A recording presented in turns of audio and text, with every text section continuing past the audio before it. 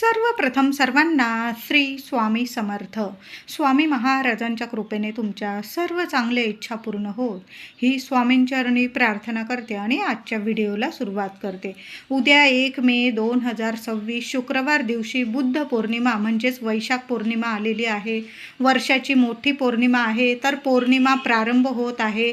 आज 30 एप्रिलला रात्री 9:12 ही पौर्णिमा तिथी प्रारंभ होत आहे आणि उद्या 1 मेला रात्री 10:52 म्हणजे जवळजवळ 1 मे रोजी 11 वाजता ही पौर्णिमा तिथी समाप्त होत आहे.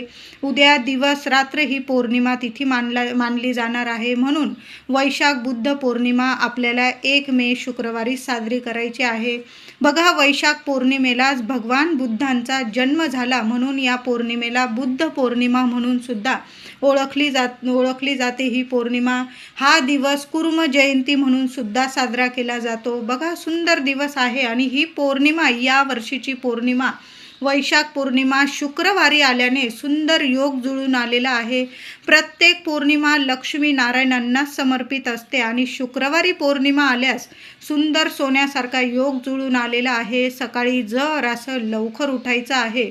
आपला शुक्र चंद्र जर मजबूत करून घ्यायचा असेल तर सर्वांनी उद्या लवकर उठायचं आहे आणि अंघोळीच्या पाण्यात चिमूटभर हळद टाका आणि बारीकसा खडा तुरटीचा टाकून आंघोळ करायची आहे. महिलांनो, उपाय जरूर करा. माझ्या दादांनी सुद्धा करा.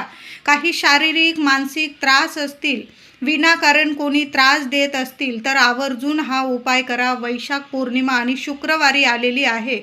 सुंदर योग जुळून आलेला आहे. तर आंघोळीचा उपाय हा लहान लेकरांपासून मोठ्या व्यक्तीपर्यंत तुम्ही करू शकता. गंगाजल असेल, थोडं गंगाजल टाका, चिमूटभर हळद टाका आणि तुरटीचा खडा तर आवर्जून टाकायचा आहे. कितीही शारीरिक मानसिक त्रास असतील क्षणात नष्ट होईल आणि तुम्हाला तुमच्या आजूबाजू आणि तुमच्या मनात सुद्धा तुम्हाला पॉझिटिव्ह रिझल्ट दिसून येतील. सुंदर उपाय आहे, जरूर करा. त्याचबरोबर आंघोळीनंतर उंबरठा पूजन, महिलांनो उंबरठा पूजन जरूर करा. शुक्रवार आणि वैशाख बुद्ध पौर्णिमा मोठी पौर्णिमा आहे. उंबरठ्यावर हळदीचं लेपन करून उंबरठ्याची पूजा करायची आहे. देवघरातील देवांना छान अभिषेक करा. दुधाने करा, पंचामृताने करा. थोडीशी हळद टाकून घ्या दुधात किंवा पाण्यात, त्याने सुद्धा अभिषेक करू शकता. केशर असेल तुमच्याकडं तर केशर मिश्रित दुधाने किंवा पाण्याने सुद्धा आपल्या देवी देवतांना आवर्जून अभिषेक करा. गणपती बाप्पा, माता लक्ष्मीची मूर्ती असेल, तुमच्या कुलस्वामिनीचा टाक असेल, मूर्ती असेल, आवर्जून छान पूजा करायची आहे. उद्या देवी देवतांना छान असं तांदळाच्या राशीवर स्थापन करायचं आहे आणि उद्या मोठी पौर्णिमा आहे. 5 विड्याची पानं घेऊन यायची आहे. सकाळी सहज 5 विड्याची पानं नाही मिळाली, 5 आंब्याची पानं घेऊन यायची आहे आणि आपल्या देवघरात मंगल कलशाची स्थापना करायची आहे.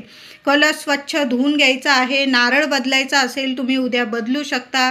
तुमचा जुना नारळ असेल, त्याला तडा गेलेला असेल किंवा कोंब वगैरे आलेला असेल तर तुम्ही उद्या नारळ बदलू शकता. किंवा चांगला नारळ असेल, धुवून चुवून घ्या स्वच्छ आणि 5 विड्याची पानं किंवा आंब्याची पानं ठेवून छान असा मंगल कलश स्थापन करा. कलशाखाली सुद्धा तांदळाची रास करा. अष्टदिशांनी कलशाची पूजा करायची आहे. माता लक्ष्मीचं, तुमच्या कुलस्वामिनीचं नामस्मरण करा, मंत्र जपा आणि असा मंगल कलश वैशाख पौर्णिमेला शुक्रवारी आवर्जून प्रत्येक महिलेने आपल्या देवघरात स्थापना जरूर करा. सुंदर अनुभव येतील. बघा, तुमच्या घरादारावर अडीअडचणी असतील, पैशांच्या समस्या असतील, जरूर संपून जातील. पैसा येऊ लागेल, बरकत येईल तुमच्या घरादारात, मुलांची प्रगती होईल. बघा, काही वेळा अचानक नारळाला तडा जातो तर आपल्यावरील किंवा लेकरा बाळांवरील जे मोठं संकट असतं ना, आपली कुलदेवी त्या नारळावर ओढून घेते, स्वतःवर ओढून घेते.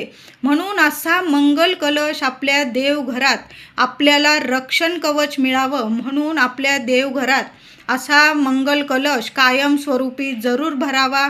आणि अशा शुभ तिथींना तुम्ही नारळ बदलू शकता, त्यातली पानं बदलू शकता. यामुळे घरात इतके सोन्यासारखे अनुभव येतात. घरावर कुठलंच मोठं संकट देवी आई ओढवू देत नाही. स्वतःवर ती संकट घेते आणि आपल्या लेकरा बाळांना कायम एक रक्षण कवच प्राप्त करून देत असते. त्याचबरोबर महिलांनो, दरवाजासुद्धा छान पुसून घ्यायचा आहे आणि दरवाजावर एखादं स्वस्तिक काढायचं असेल, हळदी कुंकू ओलं करून तर स्वस्तिक काढा. त्याचबरोबर 5 आंब्याची पानं किंवा 11 आंब्याची पानं धुवून घ्या, पुसून घ्या.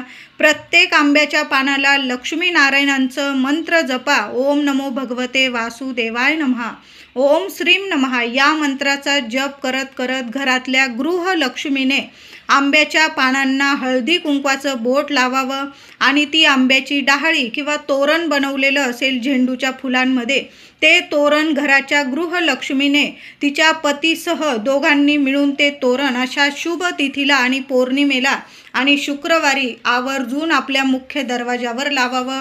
घरात इतक्या शुभ मंगल गोष्टी घडून येतील, मुलांना इतकी प्रगती मिळायला लागेल आणि भरमसाठ पैसा येऊ लागेल. माता लक्ष्मीची अखंड कृपा तुमच्यावर होईल. कधीच कशाला कमी पडणार नाही. अन्नधान्य असेल, आरोग्य असेल, आर्थिक तुमची टंचाई असेल ती दूर होईल आणि इतकी आर्थिक बरकत येईल तुम्हाला. खूप सुंदर उपाय आहे. म्हणून मंगल गोष्टी घडून येण्यासाठी आणि आपल्या घरात सगळं काही मंगल होण्यासाठी उद्या आंब्याची 5 पानांची डहाळी अशा पद्धतीने आपल्या मुख्य दरवाजावर जरूर लावा. उद्या तुळशीचं पूजन सुद्धा करा. महिलांनो, वैशाख पौर्णिमा आहे. ज्या घरात तुळशी मातेची सेवा होते, नारायणांची सेवा होते, तिथेच लक्ष्मी माता टिकून राहते, स्थिर स्वरूपात वास्तव्य करते. म्हणून तुळशीला पाणी अर्पण करा, दूध अर्पण करा, चिमूटभर हळद अर्पण करा. हळदी कुंकू फुलं अक्षता वाहून तुळशीची पूजा करायची आहे. एक दिवा तुळशीजवळ सकाळीसुद्धा आणि संध्याकाळीसुद्धा तुळशी मातेजवळ जरूर लावा. दिवा लावताना किमान 21 वेळा, तुम्हाला जर मोठं तुमचं तुळशी वृंदावन असेल आणि प्रदक्षिणा घालता येत असतील तर 21 वेळा प्रदक्षिणा घाला, 11 वेळा घाला. ओम नमो भगवते वासुदेवाय नमः या मंत्राचा जप जरूर करा. जेवढं नारायणांचं नामस्मरण कराल, मंत्र जपाल, तेवढी माता लक्ष्मी अधिकाधिक तुमच्यावर प्रसन्न होईल. म्हणून जेवढी सेवा होईल ना, उद्या जरूर करायची आहे. उद्या वैशाख पौर्णिमेला एक दिवा तुम्हाला पिंपळाखाली सुद्धा लावायचा आहे. दिवसभरात केव्हाही लावा, अगदी संध्याकाळी लावला चालेल, फक्त सूर्यास्त होण्याच्या आधी लावायचा आहे. पिंपळाखाली एक दिवा उद्या सर्वांनी जरूर लावा. जे तेल असेल तुमच्याकडं, जे तूप असेल त्याचा लावला तरीही चालेल, पण पिंपळाखाली दिवा आवर्जून लावायचा आहे. पिंपळाखाली एखादं पान मिळालं, उद्या पानं तोडायचे नाही, स्पर्श करायचा नाही, फक्त पिंपळ पूजन करायचं आहे. पाणी अर्पण करता आलं, पाणी अर्पण करा. एक दिवा लावा, एक गुळाचा खडा, लक्ष्मीनारायणांचा मंत्र जपा आणि एक गुळाचा खडा पिंपळाखाली आवर्जून ठेवा. दिवा लावा, नमस्कार करा, तुमच्या मनातील इच्छा बोला आणि तिथं एखादं पान पडलेलं असेल, ते पान घरी घेऊन यायचं आहे तुम्हाला. तर पिंपळाचं पान घरी आणून धुवून घ्यायचं आहे स्वच्छ आणि देवघरात एखाद्या ताटलीत किंवा एखाद्या कागदावर ते पान ठेवायचं. त्याची हळदी कुंकू अक्षता फुलं वाहून पूजा करा.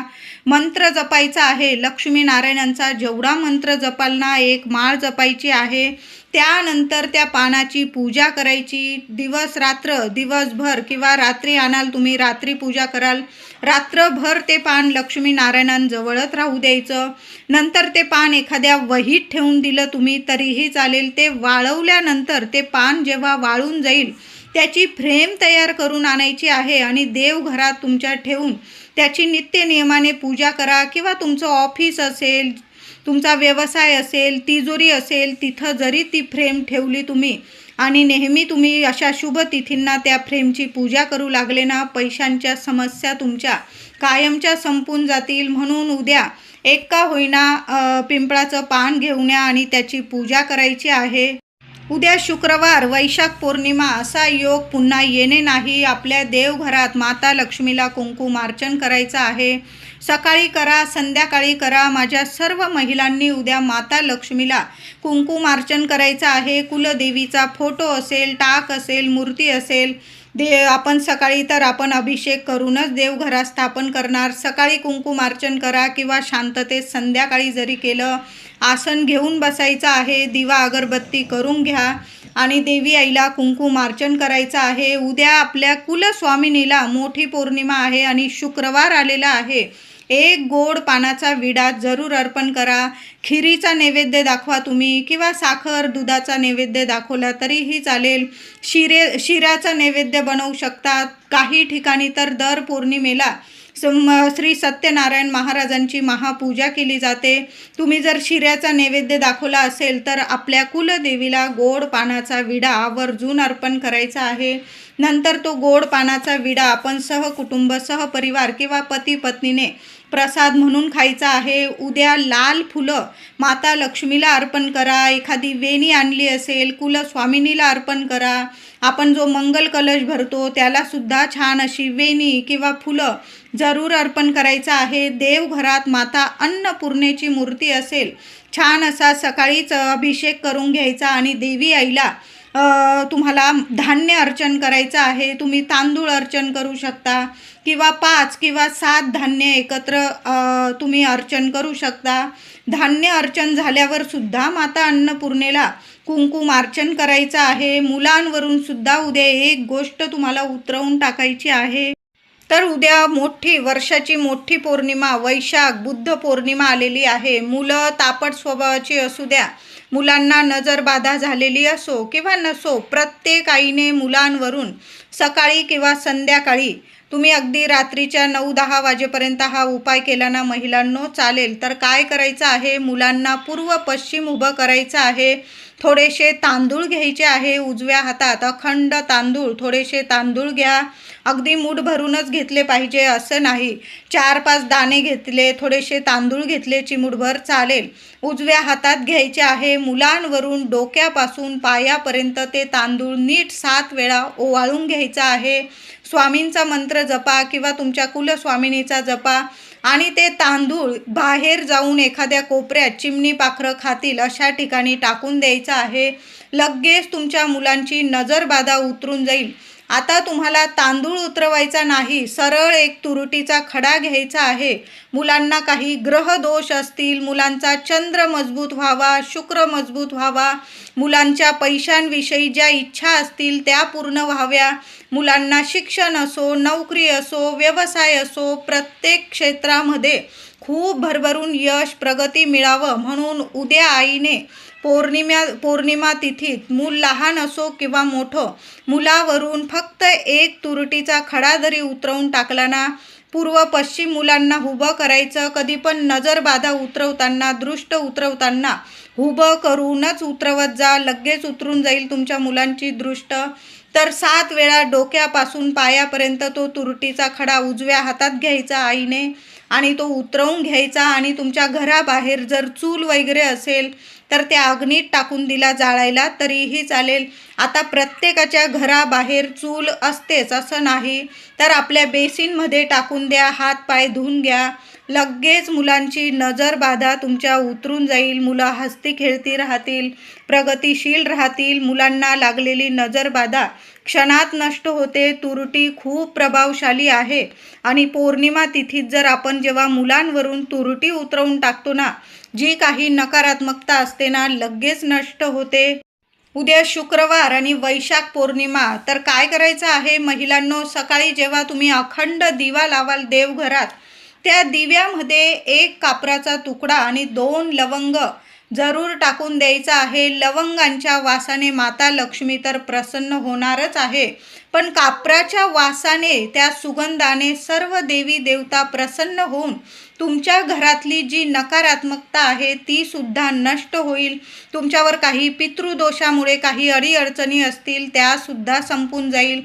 तुमची वास्तू प्रसन्न होतील. तुमचा चंद्र सुद्धा बळकट होईल, शुक्र ग्रह बळकट होईल. आणि ज्याचा चंद्र आणि शुक्र जर मजबूत असेल त्या व्यक्तीला माता लक्ष्मीची कृपा नक्कीच मिळते. माता लक्ष्मी तिथं अखंड नांदते, स्थिर स्वरूपात वास्तव्य करते आणि अशा घरात कधीच अन्न धान्य, आरोग्य, पैसा, ऐश्वर कशालाच कमी पडत नाही. म्हणून उद्या देवघरातील दिव्यात आठवणीने कापूर आणि 2 लवंगा जरूर टाकून द्या. चिमूटभर हळद टाकायची असेल टाकू शकता. हळदी कुंकू फुलं वाहून दिव्याची पूजा करा आणि मग दिवा प्रज्वलित करा. अखंड तेवत ठेवा, दिवा विझणार नाही याची काळजी घ्या महिलांनो.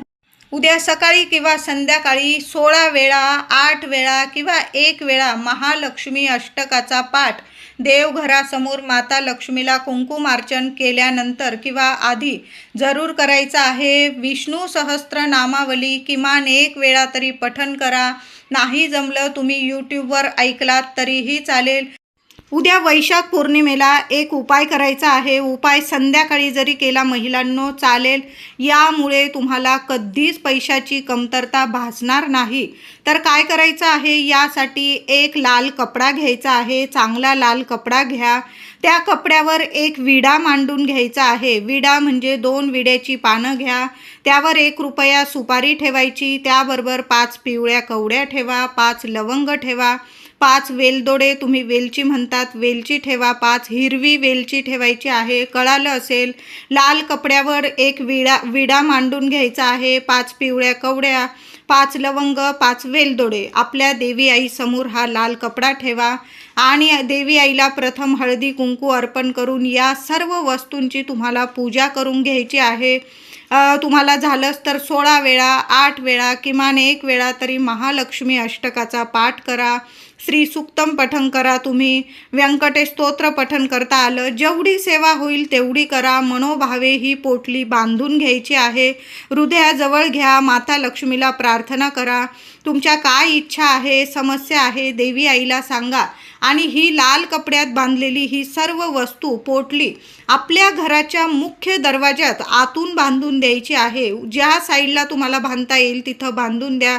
असं नाही की उजव्या साईडला, डाव्या साईडला बांधली पाहिजे.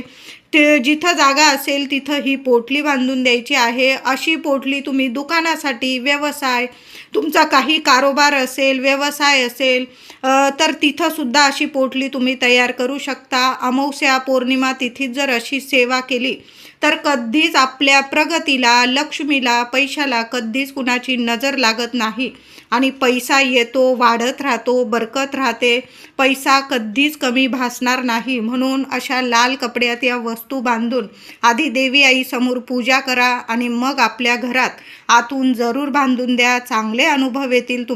त्याचबरोबर तुमच्या कुलदेवी आईच्या दर्शनाला तुम्हाला जाणं होत नाही, बरेच वर्ष झाले, कारण काही वेळा लांब असतं कुलदैवत, मग जाणं होत नाही. आणि त्यामुळे जर घरात अडचणी येत असतील तर पौर्णिमा तिथीत भांग बांधणी, देवी आईची भांग बांधणी जरूर करावी. काय करायचं, यासाठी तुम्हाला 11 रुपये, 21 रुपये घ्यायचे आहे. लाल कपड्यात ते पैसे बांधून घ्यायचे आहे. हृदयाजवळ घ्यावी. देवी आईला प्रार्थना करायची की मी लवकरात लवकर सहकुटुंब, सहपरिवार तुझ्या दर्शनाला येईल, तुझा मानपान करेल, तुझी ओटी भरेल. सर्व तुमच्या मनातल्या इच्छा बोला, समस्या बोला, देवी आईला सांगा तुमच्या मनातली इच्छा. आणि अशी भांग बांधणी जरूर काढून ठेवा एखाद्या कोपऱ्याला. जेव्हा तुम्ही तुमच्या आईच्या देवी आईच्या दर्शनाला जाल, हे पैसे अजून त्यात टाकून देवी आईची ओटी घ्या. सर्व साहित्य घेऊ शकता किंवा तिथं दानपेटीसुद्धा टाकू शकता. अशा पद्धतीने कुलदेवी आईची सेवा तुम्ही पौर्णिमा तिथीत करू शकता. उद्या वैशाख पौर्णिमेला महिलांनो घरात कापूरसोबत या वस्तू जाळायच्या आहे. जरूर जाळा. कितीही कामात असाल तुम्ही तरी पण या वस्तू जाळायच्या आहे.